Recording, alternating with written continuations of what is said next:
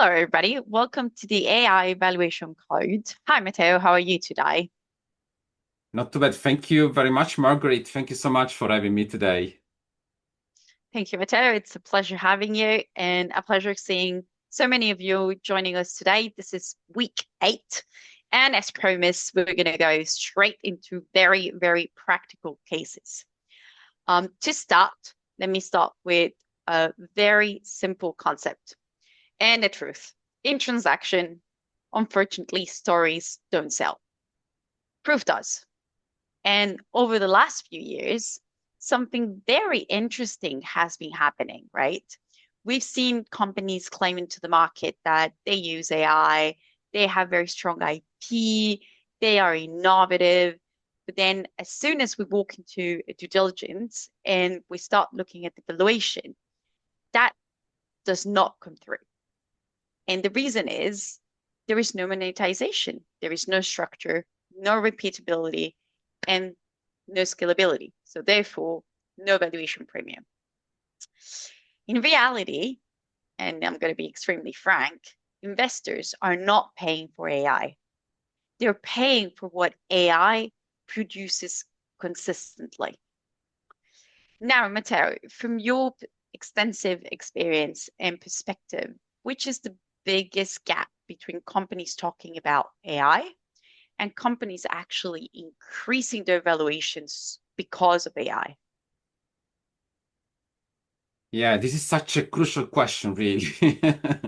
Really, because one thing is talking about it, and one thing is actually uh, profiting from AI, increasing your valuation, which always means having more so better commercialization with customer.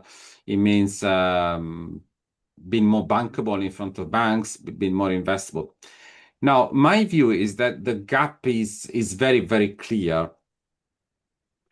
Most companies are actually using AI, and they truly do that, but very, very few have actually converted AI into what I call it a monetization system. Okay. Um, why this is so important? Because without monetization, there's no valuation impact. Yeah, because monetization is what gives you high quality revenue, of course. Yeah. Um, Again, let's never go away from obviously the commercial aspect as well as the financial aspect. Um, so, and valuation does not reward activity. It rewards really predictable economic outcomes, which is counterintuitive for many. So the more predictable you become, the higher the quality of the revenue, the higher your valuation as well. Absolutely. I entirely agree with that. And because we promised you that we would go in the heart of the topic, we want to make this really concrete, and we're going to ask our audience to participate to our first little quiz. Um, so how is AI currently used in your business? And we're going to, as always, give you 3 options. Option A, mostly tools, so content, automations, productivity, really. Option B, we're looking at embedded into your operations. And option C, you're driving revenue directly. Please type your answers. Let me repeat the options again. Option A, mostly tools, content, automation, productivity. Option B, embedded in your operations. Option C, it's driving revenue directly. Very interesting question. Please. Yeah, so effectively, what you're asking the audience is um, AI, you can have 3 outcomes. Yeah. Firstly, A, you just use the tools, then you might have an increase in productivity. B is embedded in operations, and C is driving revenue directly. So what you're asking the audience is almost like a scale of direct value created to your business from A to B to C. Absolutely. And yeah, I'm interested to see the answer on this really. And in It's a what we do very that, go ahead, Margaret. Yeah, sorry, it's a very self-analysis question, right? It pushes to reflection, doesn't it? yeah. And I thought about maybe we should bring this to life with a first case. Uh, I would call it really the journey you undertake from tool to system. Okay, so let's bring Hmm. this to life with a first case. Yeah, because we work with a business that was using AI, but only at, I would call it the surface level. Okay, they were generating content faster. They were also improving internal productivity, but revenue no change. It wasn't changed, and this actually prompts me to ask you a question from a deal perspective for you, Marguerite. Um, Honestly, how would you classify that business in that situation? Under these circumstances, actually very simple. I would call it an operator-dependent business. And don't get me wrong, AI is helping, but it's not transforming, which obviously is not exactly what investors are looking for, right? From an investor standpoint, this means that there's no structural change in the value of the company. And so there will not be any increase in the multipliers, which could be rather disappointing for the seller. Hmm. I can see that, so no structural change in valuation then, yeah? None. So, Matteo, tell us more about this specific case study. What really changed? Okay, this is where we shifted one thing, yeah? Very fundamental, very fundamental. Mhm. From using AI as a tool to Mhm. embedding AI into a repeatable revenue system. Okay, again, there's always a commercial aspect, not just a financial aspect. Yeah. Mhm.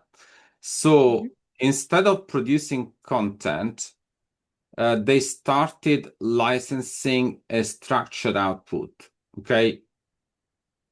Instead of just Yes. internal efficiency, they created external monetization, and that changed everything. Um, so that's what I would say. That's what I would say. The transformation. Yeah. And what was the impact concretely? Yeah. The impact was their revenue became more predictable. Um, Delivery became systemized, and most importantly, uh, which is what really is the end result you really want, the business became transferable. Now, that's really what investors are really, really buying. Of course. Thank you for sharing that, Matteo. And before we move to our second very practical case, I wanted to take a little break and take advantage of your experience and you being here with us to talk about an extremely powerful tool that you developed. You just published or recently published Fail Pivot Scale, which has a very, very practical approach, makes it very easy for founders and for any interested party into understanding the mechanics of how everything that we've just been discussing is about. Could you tell us a bit more about it? Oh, thank you, Margaret. This is effectively this book was the the continuation of a journey that started in 2017, where in which period I actually created a program for the University of Plymouth. That program, I designed it to build businesses that are chased by three people are very important to a business. Number one, customers. Number two, banks as well, and number three, investors. So how do you build a business that is chased by customers, by banks, and by investors? So it's really finance beyond finance. We're talking about really true economic success for business. And I decided to publish it this year in 2026 because there are three big shifts that makes this inevitable. The first one is we live in intangible economy, and intangible economy makes really the old approach of finance professional obsolete. Today financial statements no longer help you at all with making a business successful. You need to really be designing the future, not reporting the past. The shift number two is about AI-driven economies. They are rewriting valuation. And the high valuation triangle, the system I created in 2017, now is even more precious. And the third shift is about the unprecedented private capital market explosion we see. So this private capital market explosion is happening now. In the next 48 months, there is an unprecedented extra $10 trillion of private capital looking to invest into businesses, which is what made really publishing this book inevitable and very urgent. So I hope the audience will enjoy these 90 seconds, and we will see each other again after this 90 seconds. Thank you, Matteo. And obviously, if you want to look more into the book, you can look it up on Amazon under Fail Pivot Scale. Otherwise, you can also contact Matteo on his many diverse Substack or LinkedIn, or even through his website.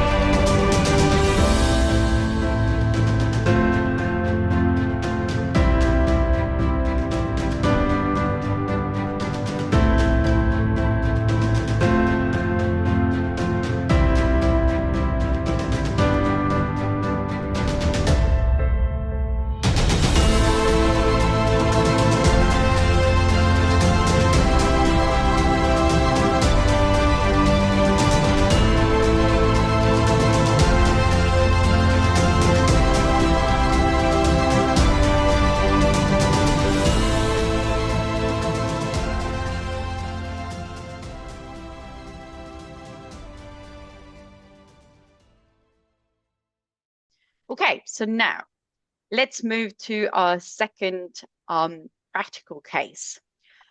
It's actually a very interesting case. We had a company that believed that the core value was the product, right? That was what's generating revenue. And they asked us to make evaluation and do a bit of a diagnostic exercise.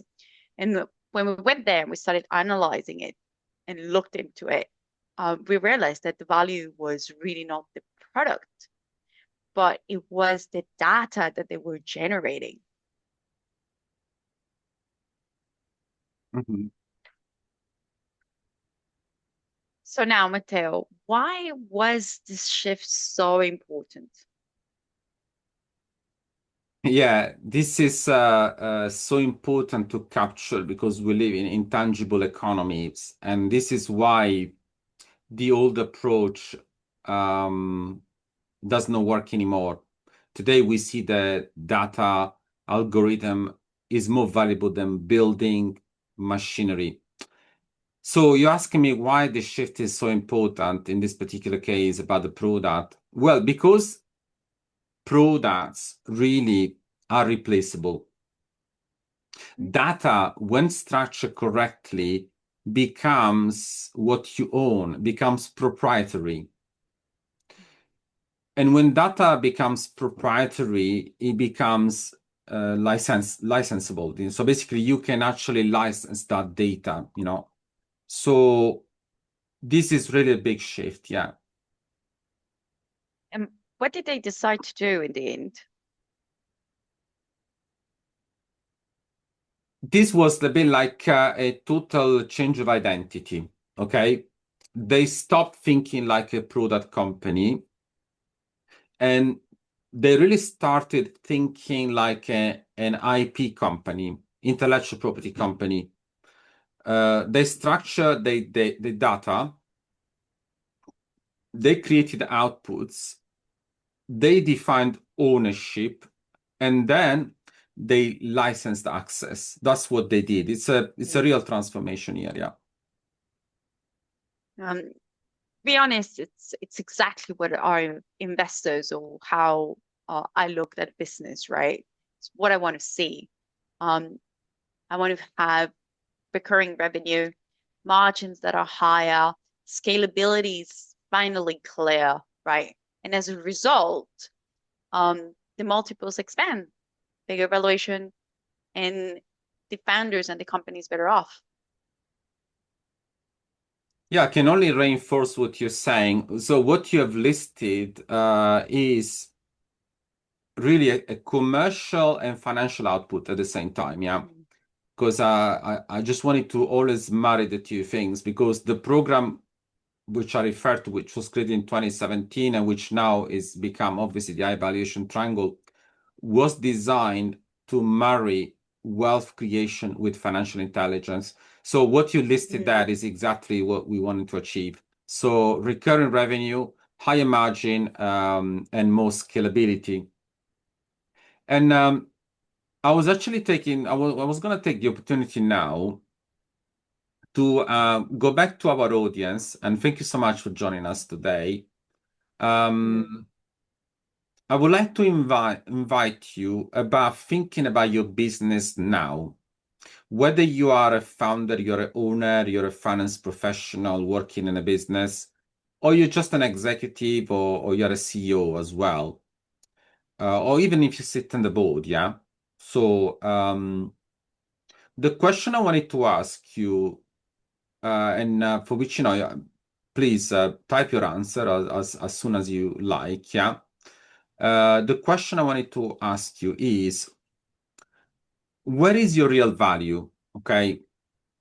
And I'll give you some four possible clues, okay? Clue answer. So is your real value A, your product? Is your real value B, your data? Is your real value C, your system? Or is your real value D, your relationships? Yeah. And I would like to invite you to type your answer because, yeah, we will take each of your answer into consideration and get back to you. We are aware that each business is unique, of course. Yeah, there is not a good or bad answer here, but it's just you know, for you a reflection on where you think you are. Yeah. So just repeat it. Is it your product, your data, your system, or your relationship? I think you're absolutely right, Matteo. It's a very powerful tool for our audience to reflect upon. There's no right answer to different stages of businesses, but this is sorry, you know, it's an opportunity for you as a business leader to understand where you are and what your next steps are. Now, while the audience types their answers, let's go ahead and let's go one step further. because the most advanced businesses are doing something different, right? And that's something that we keep saying, and we'll hear us say it again and again. They're just not only using AI internally, they're basically turning AI into a licensing engine.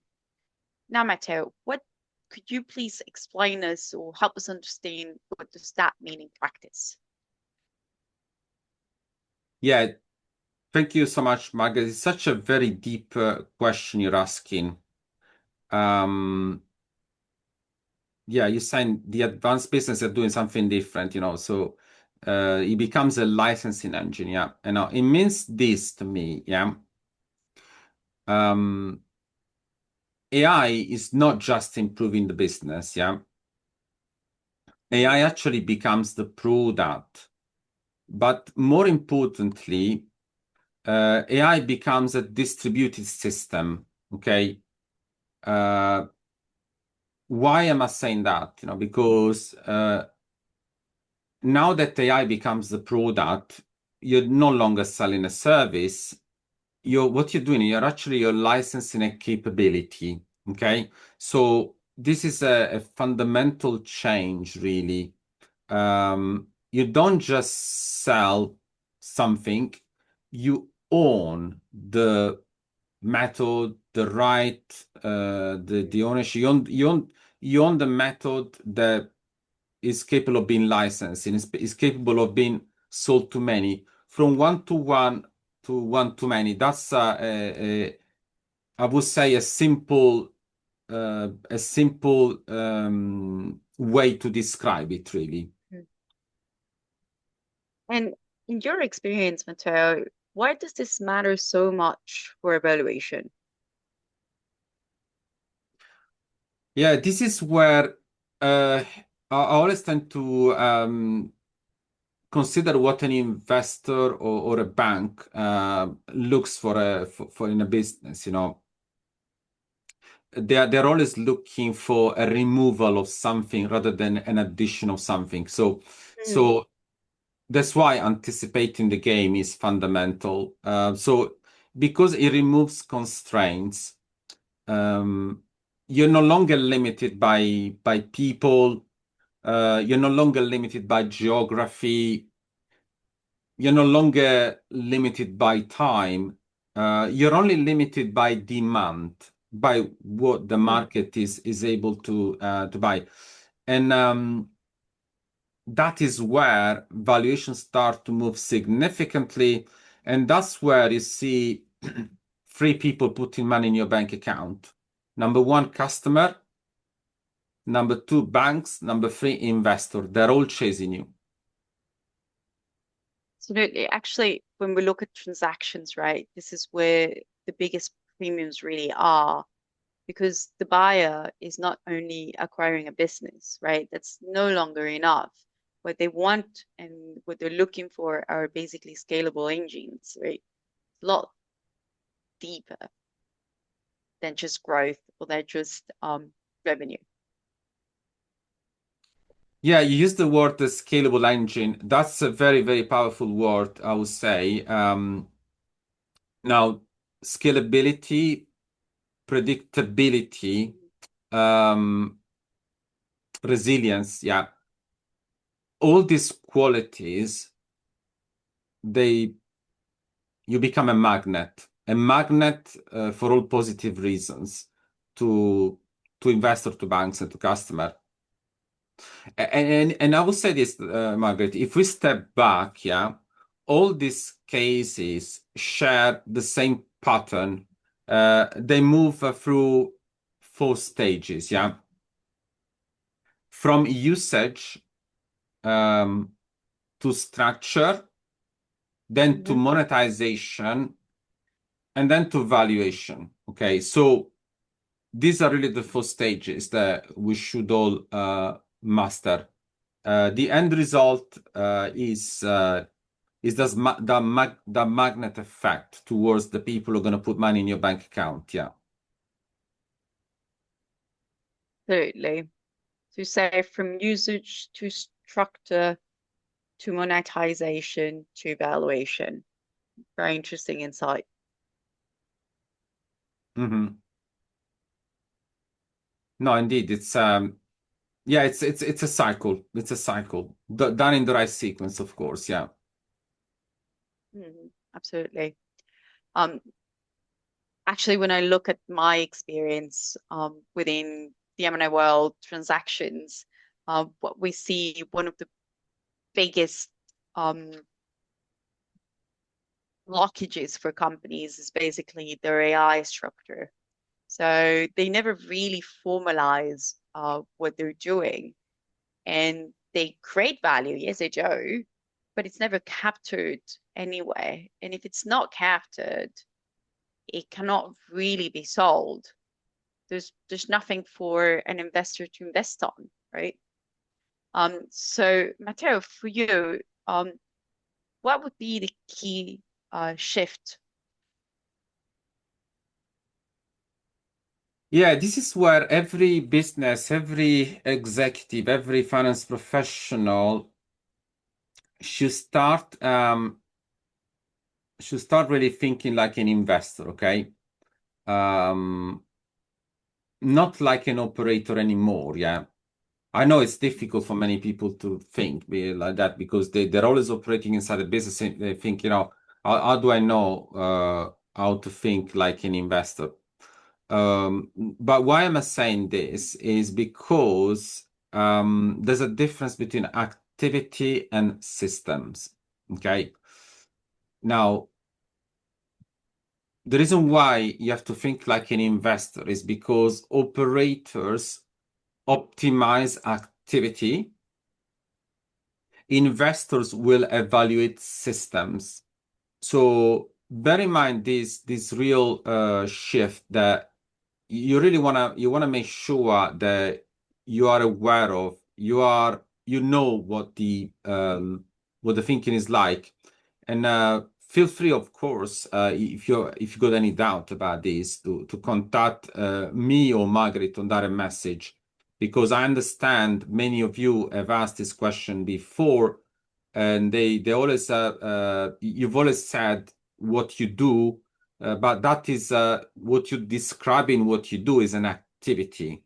What we need to establish with you is how you actually have built a system. Yeah.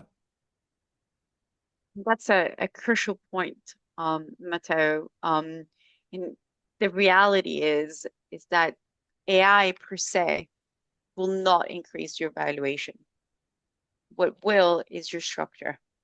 And so what you need to invest and you really need to put thought through is the structure that you're creating within your company. AI is just an accelerator that will not give you the results unless it's actually structured.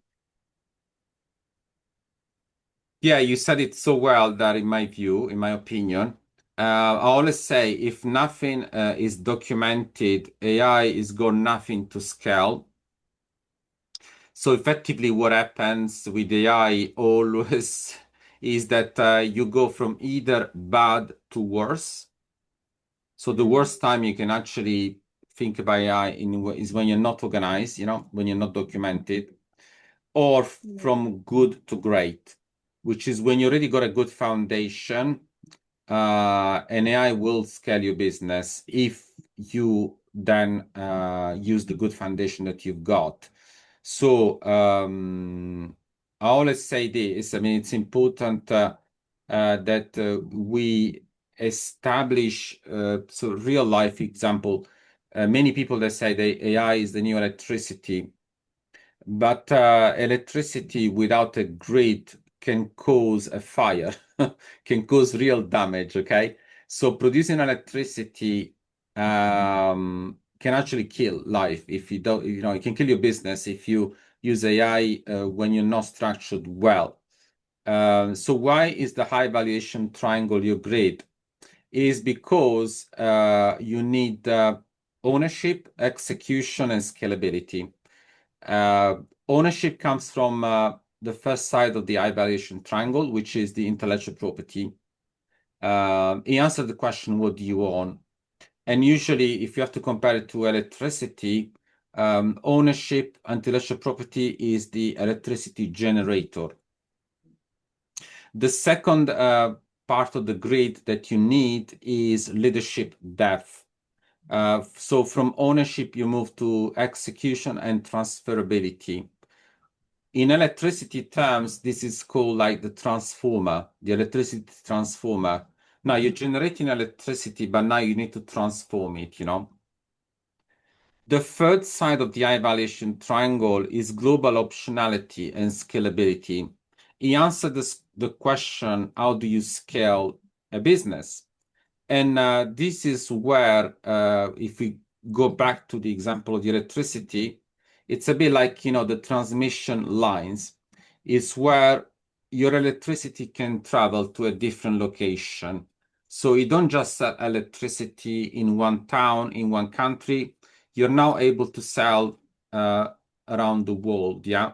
So this is why, yeah, I recommend, and Margaret recommends with me, we recommend it together, that you take into consideration the high valuation triangle as the system you're going to use to become a high valuation business with AI. And that's the really key message from today. If AI is not monetized, if AI is not systemized, if AI is not licensable, it will not translate into valuation. I entirely agree, Matteo. But the light at the end of the tunnel is that when it becomes one of the most powerful valuation drivers that we've ever seen. So this is an opportunity for each and one of you to really take your business to the next level. And I will say this, if this conversation resonates, then you're already seeing your business differently. Because this is exactly what we build inside the system. Okay. How to move from AI usage, which is what many people are doing right now, to a different level, to intellectual property monetization, to valuation expansion. And let's not forget, the IP monetization is not just about to increase your valuation, is to create those revenue that you currently do not have, those revenues that will make your business commercially and financially most successful. So again, for those who are just thinking about this is just about valuation, something that is far away from me, remote. Well, in actual fact, it's all together. It helps you to build your business commercially strong today, not when you need to sell your business, really to face your competitor and to really be successful. And if you are if you're really happy to take the discussion further, you can send us really a message or comment in this LinkedIn Live. You can call it the AI evaluation code. I'll be very happy to get back to you. Or you can also send me a direct message, either to me or Margaret. We'll be very happy to move further from here and help your business really scale with AI. Absolutely. Thank you, Matteo, again for this invaluable insight.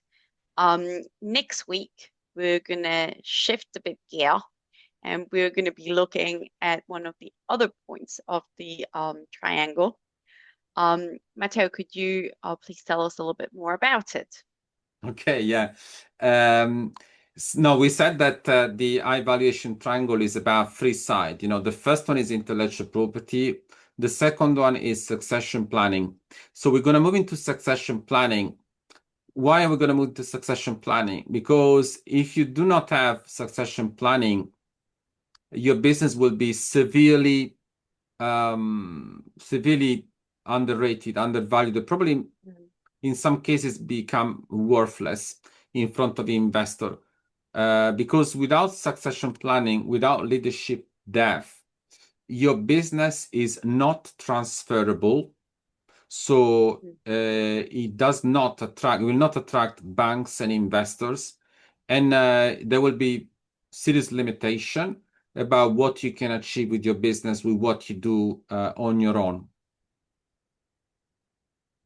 Absolutely. Once you create value, it's basically it needs to operate without you. So that's the discussion we'll be having next week. And that's where AI We becomes part of your leadership system, really. Yeah. absolutely. Thank you, Matteo, for joining us this session. Thank you for the audience. We look forward to hearing from you and seeing you next week. See you next week. Thank you.